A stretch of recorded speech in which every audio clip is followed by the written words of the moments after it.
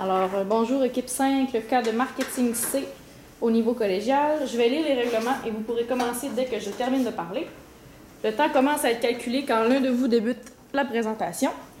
La durée de la présentation doit se situer entre 13 et 15 minutes. Une pénalité de 1 point par tranche de 30 secondes manquantes ou excédentaires vous sera imposée. Le décompte du temps vous sera à l'aide de cartons quand il restera 10 minutes, 5 minutes, 1 minute et 30 secondes. Le décompte des 10 dernières secondes sera fait à l'aide de mes mains. Lorsque votre présentation sera terminée, les juges auront droit à une période de questions de 5 minutes. J'invite maintenant les juges à se présenter. Allô, Jean-Bernard André, commentateur marketing chez Optel Accueil. Frédéric Martin, directeur de recherche en marketing. C'est comme si je faisais.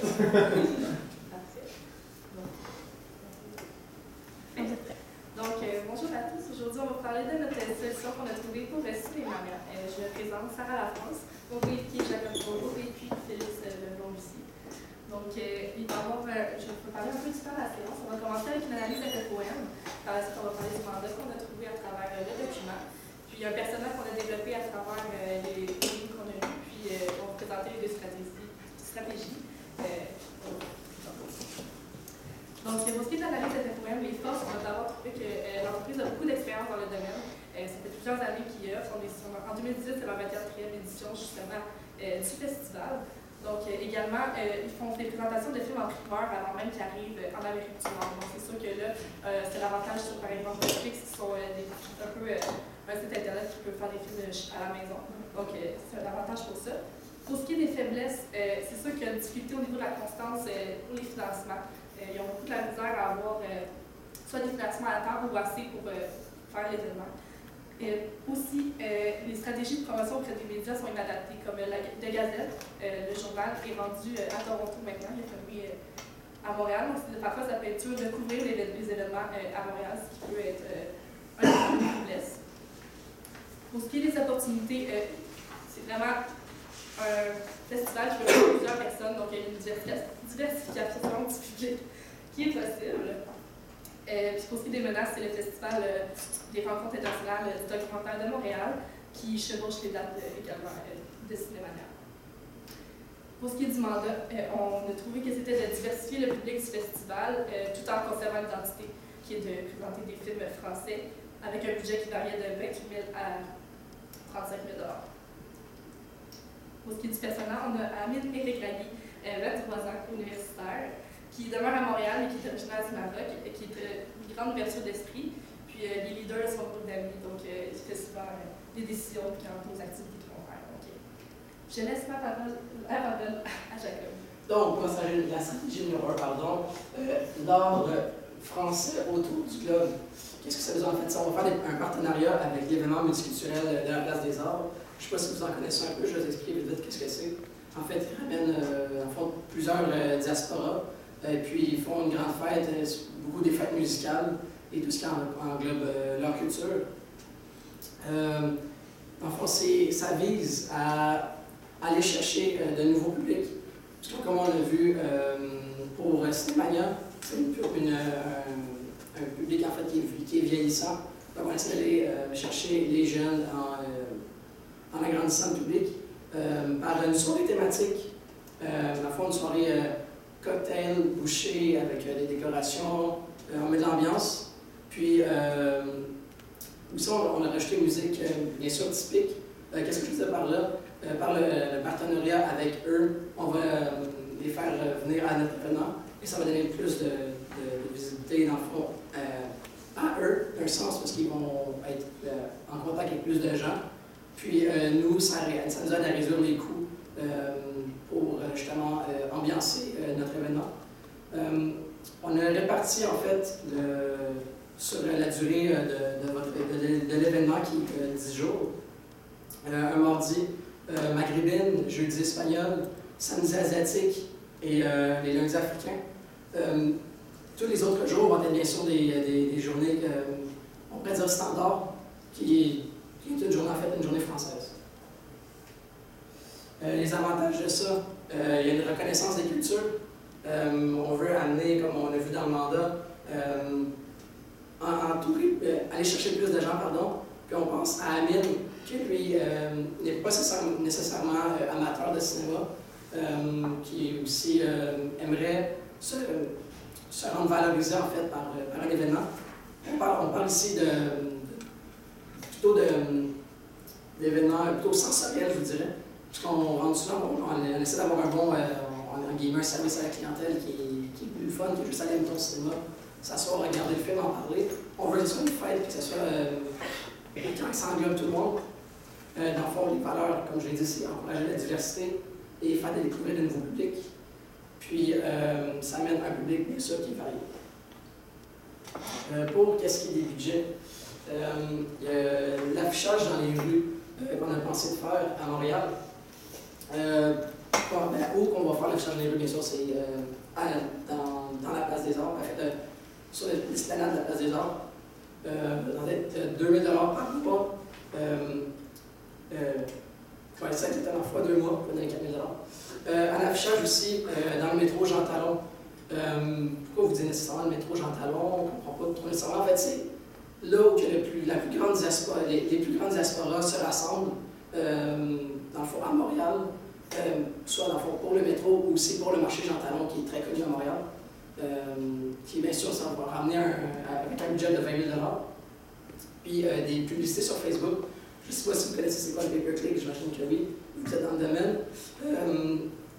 En fait, certaines publicités vont être visées vers les diasporas et aussi vers les jeunes pour rajeunir le public parce qu'on sait qu'il est vieillissant. Qui va coûter, on s'est dit, environ un bassin de 15 000 personnes parce que vous amenez 30 000 personnes à chaque année environ en moyenne à notre événement, qui viendrait faire un budget de 1 500 $.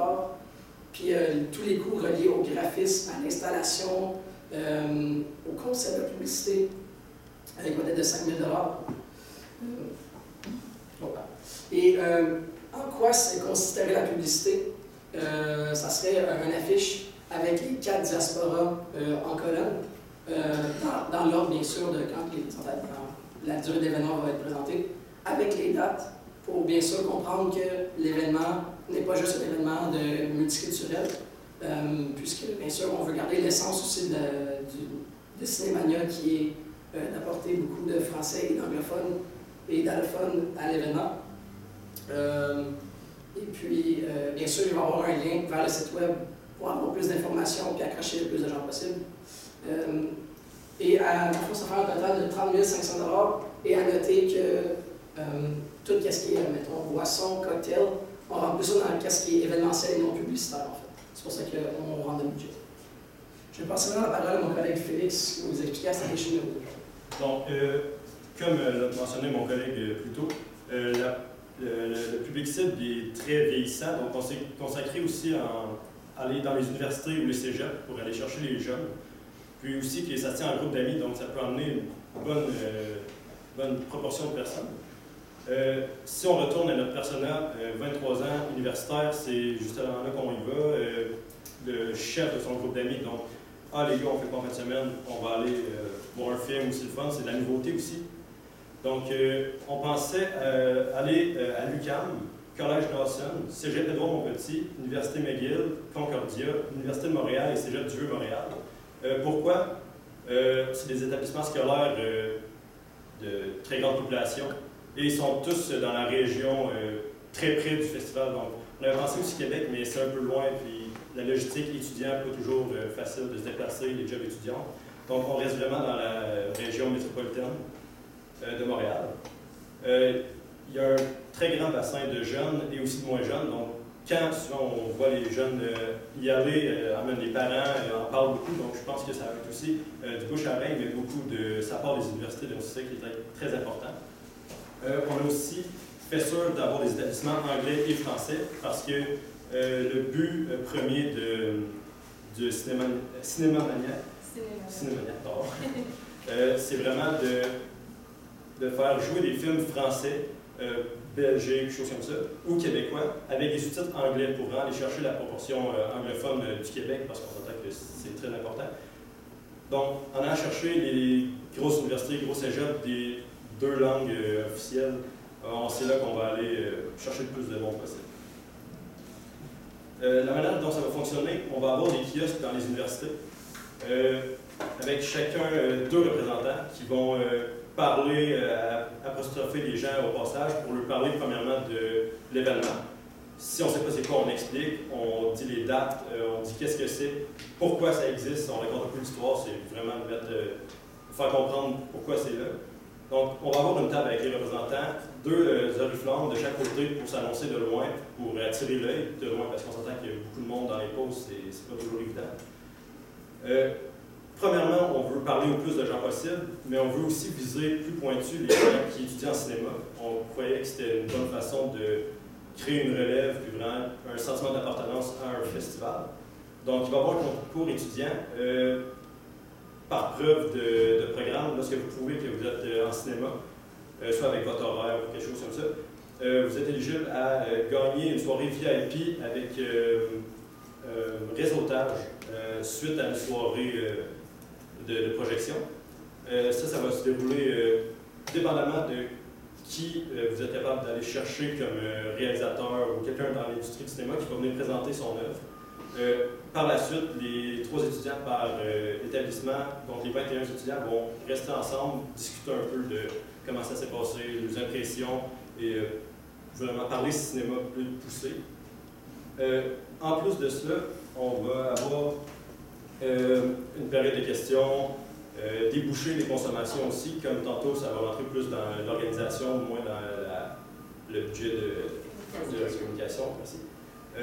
Puis, en plus de ça, on avait pensé que dans les 21 choisis, il y allait avoir 3 bourses à gagner de 3 000 $ pour continuer les études en cinéma, pour une petite tape dans le dos pour dire lâchez pas, vous appréciez ce que vous faites, puis on vous veut dans l'industrie. Donc, pour le budget, ce qu'on voulait se situer entre 28 000 et 35 000 $, mais pas dépenser inutilement non plus, parce que l'argent, si on peut s'en garder, c'est toujours le fun. Donc, pour les représentants, on pensait à 2 représentants par établissement scolaire. On a 7 établissements, puis on voudrait rester 2 jours par établissement pour voir le plus de gens possible, parce qu'on s'entend que dans le corridor, c'est pas toujours facile. Parler à beaucoup de gens, ça se promène vite. Les gens ne sont pas toujours intéressés ou tu n'as pas les mêmes horaires non plus. Donc, on allait chercher un 5 600 $ là. Pour les oriflammes, on en voulait 2, donc pour un total d'environ 1 400 $. Là, on comprend la commande, le design, l'installation et la commande. Donc, tout ça, peut-être pousser un petit peu, mais on aimerait mieux d'en mettre un petit peu plus, puis pas en manquer à la fin, parce que c'est toujours plate d'avoir un trou. On voulait aussi faire des affiches dans les moments précédents, parce que là, on va y aller dans les semaines précédant le concours, le festival. Merci. Puis, pour faire ça, le concours va se dérouler avant, bien sûr, mais avant d'aller dans les universités ou les cégeps, on va mettre des affiches pour préparer les gens, au moins pas être dans l'inconnu, tu sais, les gens vont avoir entendu parler de nous un peu plus. Donc, des grosses affiches, des belles affiches, 200 $. On en met 4 par établissement pour faire sûr de, tu sais, c'est grand, on veut couvrir le plus de territoire possible. On va en mettre un, bien sûr, dans le département des cinémas, arts, visuels, choses comme ça, pour aller chercher les gens. Puis un peu partout, parce qu'on ne sait jamais sur qui on va tomber. Ça peut être intéressant pour tout le monde. Donc, on a cherché un 5 600 $ là. On voulait mettre un gros prix pour faire sûr d'aller chercher un bon réalisateur. Parce que, tu sais, des fois, ils vont faire ça sur leur temps, mais un petit cachet, ça fait du bien. Puis on s'assure de sa présence, puis qu'il participe pour le vrai, qu'il fasse participer les autres. Puis du réseautage, on s'entend que c'est important aussi pour pas tous les milieux, mais surtout le cinéma. Ça prend les contacts. Donc, si on veut quelqu'un de charismatique qui veut être content d'être là, on devrait le payer. Puis les bourses étudiantes, bien sûr, on va aller chercher un 9 000 $ là. Donc, on est allé chercher pour 28 000 $ de communication. Puis, c'est sûr qu'on ne voulait pas en mettre trop non plus, comme j'ai dit tantôt, pour pousser pour rien, mais je pense qu'avec tout ça, on allait chercher une bonne campagne sur environ 3 semaines avant le début du festival pour aller vraiment chercher un engouement chez les jeunes universitaires, pousser une relève, puis amener une certaine nouveauté au festival. Puis, si je peux rajouter quelque chose, tout dépendamment du réalisateur qu'on va trouver, c'est sûr que là, encore là, on a 7 000 pour varier le budget, dépendamment de la popularité et des disponibilités du réalisateur, pour s'assurer qu'il vienne, puis encore là, que les étudiants soient enchantés à venir le rencontrer. Ok, merci. Merci. J'ai 2 questions rapidement en lien avec les kiosques. La première, pourquoi se restreindre seulement aux étudiants en cinéma ou autre? Puis, est-ce que durant ce moment-là, est-ce que vous fréquentez du data, c'est le personnel qui vous parlez? Ben, c'est sûr que ceux qui vont s'inscrire au concours, oui, là, on va avoir le nom email pour le numéro de téléphone pour être capable de les rejoindre et se créer une petite base de données. Mais pour les autres, ça va être plus de l'information pour entendre parler du festival et les inviter à venir là. Plus dur à aller chercher des informations, mais ça va vraiment pousser sur les gens en cinéma. Puis c'est surtout aussi pour créer un sentiment d'appartenance pour avoir un milieu connexe. Okay. Ça, en termes justement de. Je peux te Oui, je pense que j'ai ça. Mais en termes d'indicateurs de performance, comment vous voulez après ça évaluer justement si vos stratégies ont bien fonctionné, puis vous avez quand même différents angles que vous y regardez. Fait que, comment évaluer après tout qu'est-ce qui a fonctionné, qu'est-ce qui a En fait, c'est sûr qu'on va regarder.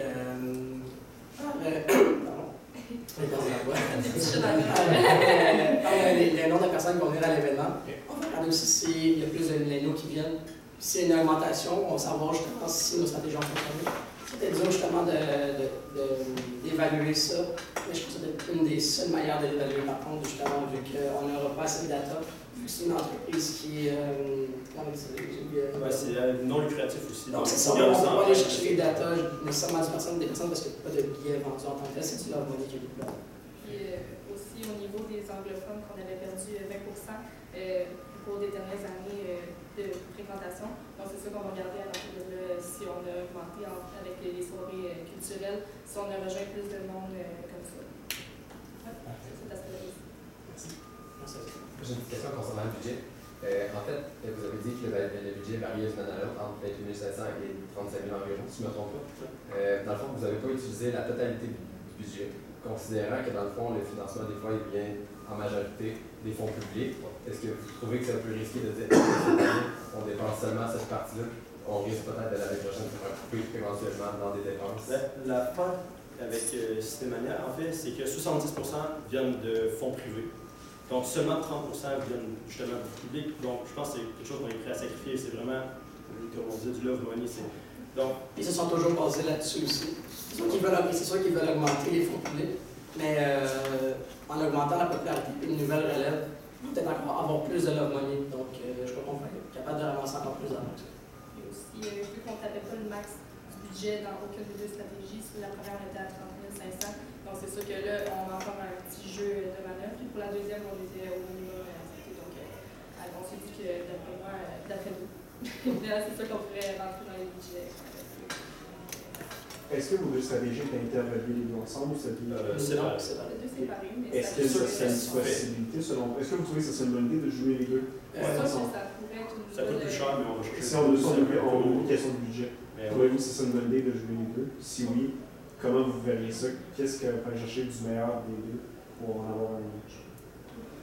Moi, je pense à des établissements comme le Vieux-Montréal, qui sont des établissements qui ont beaucoup de variétés. Ça pourrait encore le marcher. Puis les étudiants utilisent le métro justement pour les rejoindre. Ça pourrait autant joindre les cultures différentes que des étudiants plus jeunes pour vraiment replacer la compagnie, repositionner la compagnie dans la tête du consommateur. Puis aussi d'aller chercher un plus grand public, que ce soit autant les différentes cultures que les différents niveaux d'âge, je pense. Puis je crois aussi que ça aiderait justement pour perdre l'essence de l'entreprise qui c'est dans les faits français.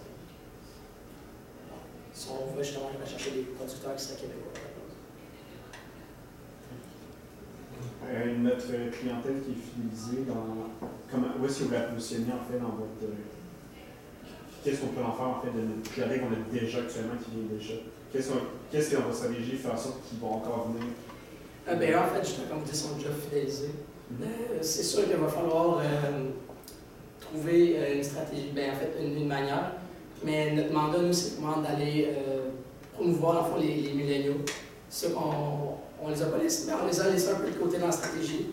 Mais on voulait vraiment pousser à fond notre mandat, parce que c'est ça qui était demandé, en fait, dans le cas. Puis ce qui est intéressant aussi de voir, c'est que c'est capable de se réinventer, aller chercher d'autres gens, mais on a quand même gardé, c'est juste 4 jours pour la première stratégie. Le restant du temps, les habitués, s'ils n'aiment pas les thématiques, sont quand même là pour la plupart du temps. Puis on a gardé aussi l'ouverture, la fermeture, pour faire sûr que ce soit pareil.